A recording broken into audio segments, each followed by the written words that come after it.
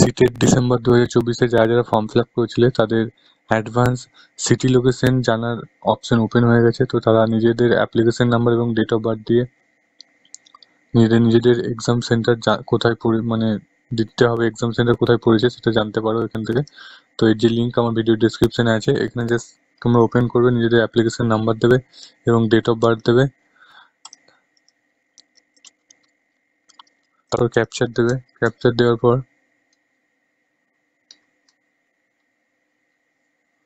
যখনই সাবমিট করবে তোমাদের এখানে একটা পেজ ওপেন হবে। এখানে তোমাদেরকে দেখিয়ে দেবে যে তোমাদের এক্সাম সেন্টার কোথায় পড়েছে এবং কবে এক্সাম, সেটা সমস্ত কিছু এখানে দেখিয়ে দেওয়া হবে।